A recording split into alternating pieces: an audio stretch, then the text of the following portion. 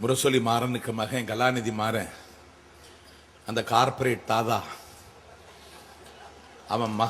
அவனுக்கு கல்யாணம்.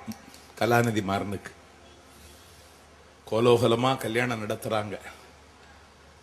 கருணாநிதி அந்த கல்யாண விழாவில் பேசுறான், காவிரி பிரச்சனை தீர்ந்து விட்டது, காவேரி வந்து விட்டாளுங்கிறான். இந்த பொண்ணுக்கு பேரு காவேரி, அவளுக்கு ஊரு பெங்களூரு.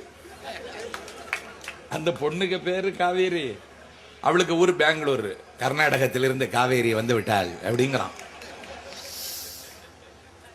உடனே அதுக்கு பிறகு பேசினான் கர்நாடக முதலமைச்சர் எஸ்.ஆர். பொம்மை, நாங்கள் காவிரியை தந்து விட்டோம், இனிமேல் காவிரி சம்பந்தமாக எங்களிடத்தில் எதுவும் கேட்கப்படாதுங்கிறான். நான் திண்டுக்கல்ல கேட்கிறேன், அந்த காவிரியை நாங்க பாசனத்துக்கு பயன்படுத்த முடியுமா?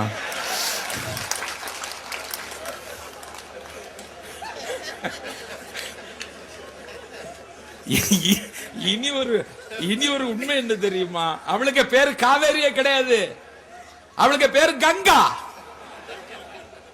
கங்கா என்கிற பேரை ஒரு திருமண அழைப்பிதல்ல வேணுமென்னே காவேரின்னு திருத்தி தமிழ்நாட்டினுடைய உயிர் பிரச்சனையை கொச்சைப்படுத்த குல துரோகி கருணாநிதி திண்டுக்கல்லில் குற்றம் சாட்டுகிறேன்.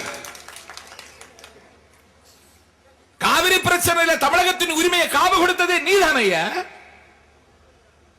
அன்னைக்கு என்ன நடந்தது? கர்நாடக மாநிலத்தில் பெங்களூர்ல இடைத்தேர்தல், இண்டிகேட் சிண்டிகேட் காங்கிரஸ் இரண்டாக உடைகிறது. இண்டிகேட்டுக்கு தலைமை தாங்கிய பண்டித நேருவின் சீமந்த புதல்வி இந்திரா இந்தியாவினுடைய பிரதமர் என்கிற கனவில் மூழ்கி இருந்த காலகட்டத்தில் காவிரிக்கு கர்நாடகத்தில் இருக்கிற உரிமையை உறுதி செய்ய வேண்டும் என்றால் கன்னி தமிழகத்தில் ஒரு கைக்கூலி கிடைக்க வேண்டும் என்று இந்திரா காந்தி வலை வீசிய பொழுது இந்திரா காந்தியின் கையிலே சிக்கிய கைக்கூலி கருணாநிதி.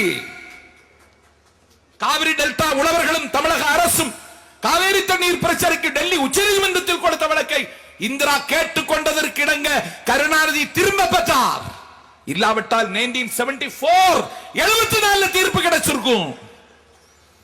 பிரச்சனையை சிக்கலாக்குறதே இவன் தான்.